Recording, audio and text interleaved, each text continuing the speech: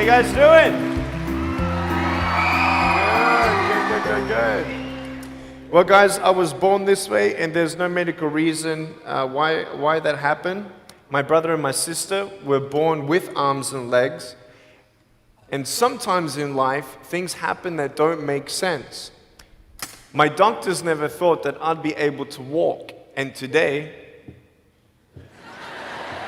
I'm walking. I'm from Australia. Anybody one day want to go to Australia? It's such a cool place. And I now live in LA. I'm a Southern California boy. So I only live about 4 hours from here. And today I'm going to tell you, man, I love freaking people out. One day I'm in a car. I'm in the front seat. I'm not driving, of course. Can you imagine if I'm driving a car? They reckon they can put a joystick, that thing that controls my wheelchair, we can put that in a car. Like, how fully sick is that? Like, imagine if I get pulled over by the cops. Can I have your driver's license, please? Yeah, but it's over there, you're gonna have to get it. Imagine if I'm in big trouble. Put your hands up! Get out of your car!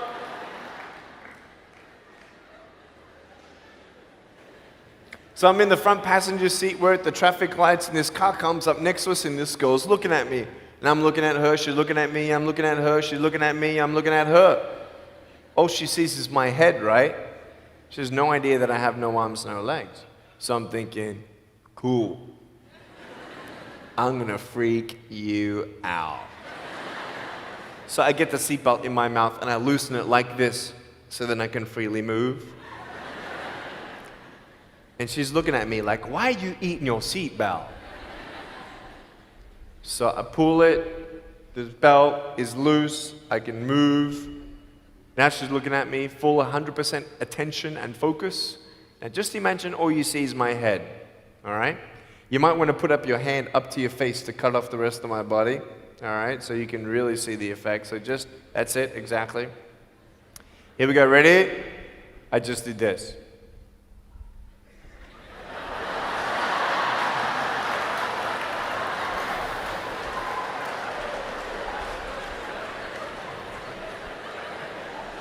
And her face, man, she was like,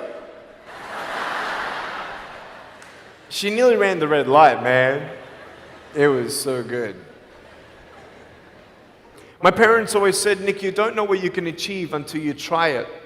And the doctors looked at me and said, he's not going to walk, he's not going to go to school, he's not going to do anything in his life.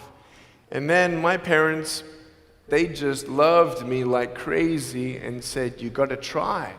Try this, try that, try this, try that. And I'm thinking sometimes like, Mom and Dad, you're crazy, man. I have no arms, no legs. How would I ever be able to do this or do that? But they encouraged me and they loved me.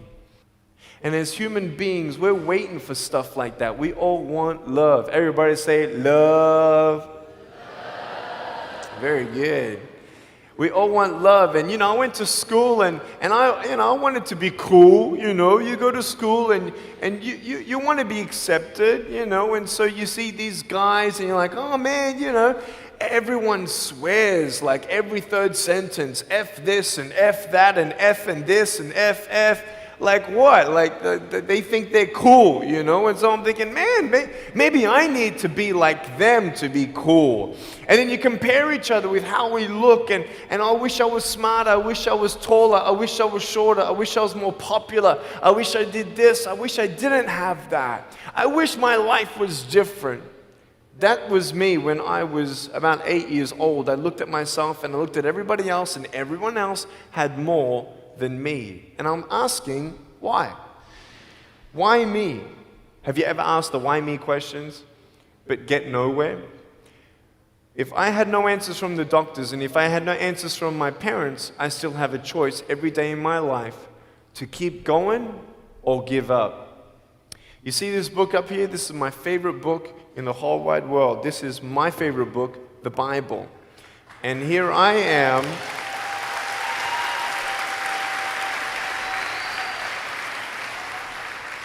And here I am, and for me, that's my full potential in all that I can be here on earth. And so encouragement takes me closer to all that I can be, and discouragement takes me away. You see, it only takes 3 seconds for someone to tease me when I was at school and just say, you're ugly. You can't do this and you can't do that. And some of you thinking like, man, seriously? You had kids picking on you? Like, how heartless are those kids? Picking on me with no limbs, like, you would probably say, well, I'm not that bad. I wouldn't pick on a kid with no limbs. But why would you pick on anyone? Well, because it's fun. It's just culture. Okay, we'll get to that. But for me facing all that stuff, I'm getting these seeds. Everybody say seeds. S-E-E-D-S, seeds. Have you seen the pictures of the sequoia reds up here in California? These huge trees. Like some of the trunks could be as nearly big as this room. I've seen those photos where they've actually dug out a tunnel in a trunk of a tree. You can drive a full-size SUV right through it. That all started with a little seed.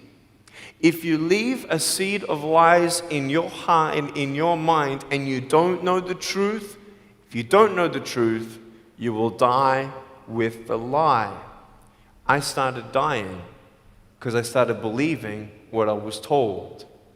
I want you to know the 3 things that I needed to come to in my life is the truth of my value, the truth of my purpose, and the truth of my destiny. I want you to know something. In our mind, we put ourselves down all the time. I want to ask you today, do you think I'm cool enough to be your friend? But I don't swear, I don't use the F-bomb. Am I still cool enough to be your friend? But I don't tease people. Am I still cool enough to be your friend? But I have no arms, no legs. Seriously.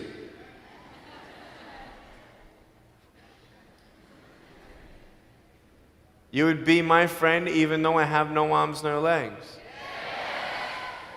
So you're telling me it actually doesn't matter, right? If it actually doesn't matter for how we look, then why do we tease each other for how we look if it actually doesn't matter? Why is it that we look ourselves in the mirror and we see ourselves, well, we're having fun. Oh yeah, man, we're just part of culture, man. There were 12 people one day teased me, taking me away from my hope.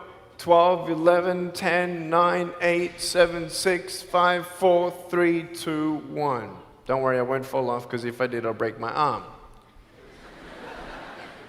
But 12 people teased me one day, and I can put a pretty brave face on, but cry on the inside. For real. Oh, it doesn't hurt. Yeah, it hurts. There was this one bully. I became his target for 3 weeks. And every time I go by him, I was 13, he was 17. I was in my chair. I'm only 4'9" in my other chair, my old chair. He's like 6 something, so he's huge, right? So I'm looking up at him, and every time I go by him, he's like, hey, there's Nick. He has no... And you can imagine what he said. And I'm like, what's his problem, man? So I tried to avoid him, and I was so embarrassed. He would say it really loud, and everybody would be looking, and some would be laughing. I'm like, what is this guy's problem, man? So one day, after 3 weeks, I went up to him, and I said, hey. He's like, hey. I said, can you please stop it? He said, stop what? I said, stop teasing me. He said, what are you talking about? I said, every time I walk by, you say that stuff. He's like, what stuff? He didn't know how to take me on. So I'm looking at him and said, nah, man. Every time I walk by, you say exactly this, and I want you to stop. I forgive you, but stop it. He's like, oh, is that hurting you? Now, I could have said, nah, or I could have said, yeah. It takes a level of humility to actually say, actually, I don't like that. It's killing me. And I said, yeah, it's hurting me. He said, all right, I'm sorry, man. I was just, playing around. He said, give me a hug. He said, what? I said, give me a hug. He was like, all right. So I gave him a hug. I'm a hugging machine. We made the Guinness Book of World Records. 1,749 hugs in 1 year. We did it last year. My arms fell off, all right? The scary thing about hugging so many people is that anyone can just pick me up and take me home, all right? Like, what am I gonna do? Like, eat them or something? Like, pretty mean headbutt, right? I want you to know that you might be playing around. I could pretty much say that 98% of you have teased someone in your life. I tried to commit suicide because of people who thought they were having fun, not knowing the hell that I was going through. The people you're teasing, what if the person you're teasing is the person who's thinking of committing suicide? What if the person you're teasing is the one who's tried to commit suicide, who hates their life because of you? You don't know if the person you are teasing is the son or daughter of a drunk at home getting abused. And all they need is someone like you to keep on pushing them this way. We need hope. So find something else to do. Find positive things in your own life.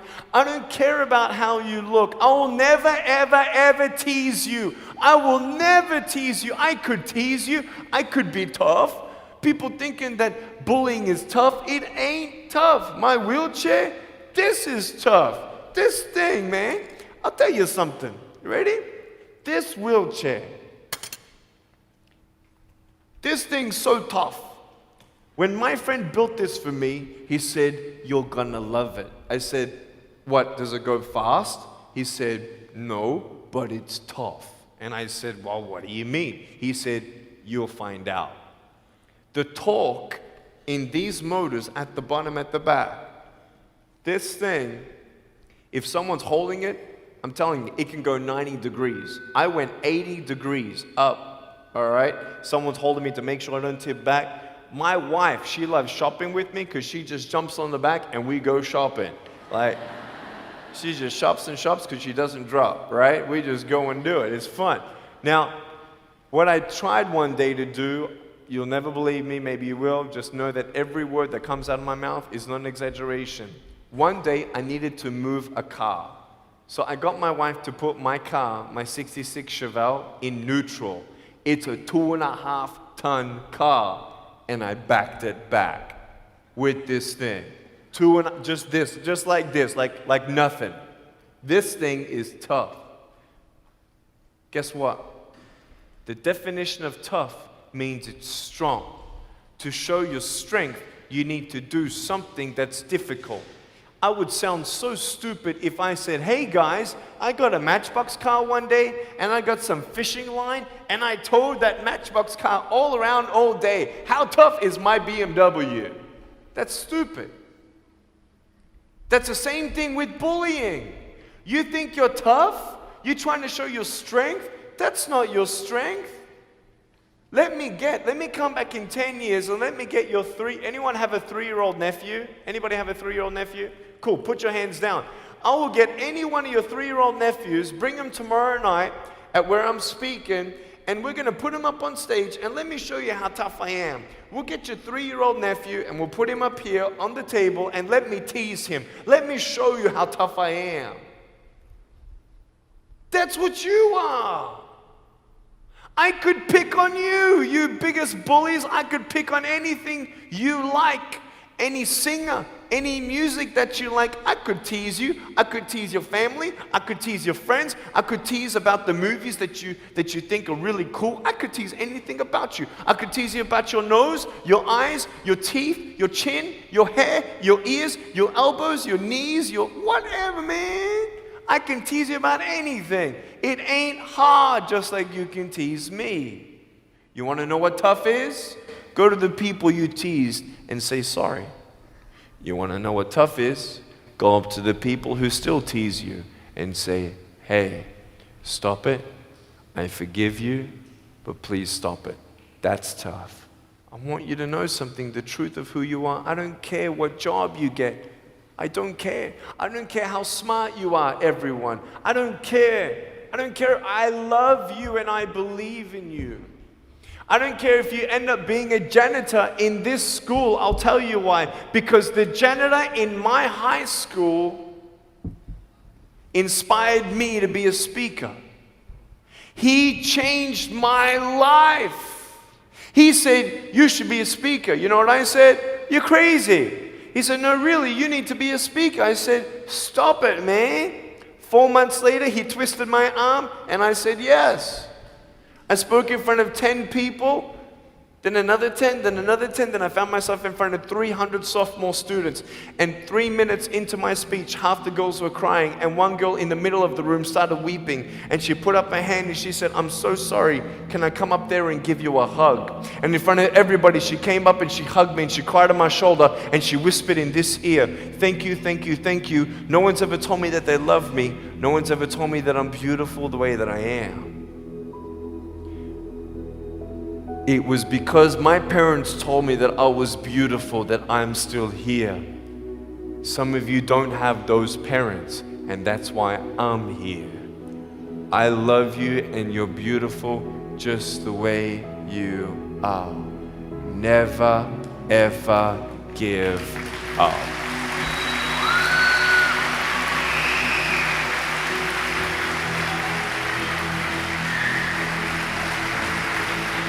How many schools do you think that I spoke to actually stopped bullying altogether?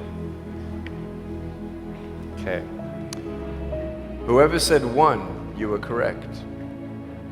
One school out of 600, I got a letter from the headmaster, and he said, Nick, you forever changed our school, blah, blah, blah. We haven't seen any bullies pick on anybody for 8 months straight. We don't know what happened, but in the best words that I can describe, there's just a new thought in the air that it just ain't cool anymore. It just ain't cool. I want to ask you, what are you going to do?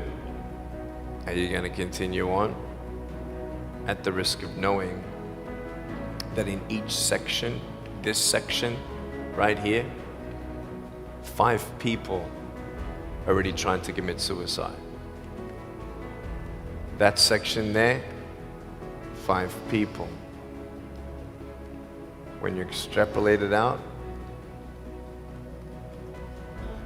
what if the person you're teasing is one of those, and you have no idea? Would you find something else to do? So, the change is up to you. If you want to see more love in your school, be love. If 50% of the school come together and say, you know what, it just ain't cool anymore, the people who think it's still cool, every time they look down upon you, I want you to imagine my face looking at you. Because I'm telling you, everyone you're teasing is my brother and my sister. And you're my brother and you're my sister. And I'm asking you to stop. Love yourself a bit more. Love each other a lot more.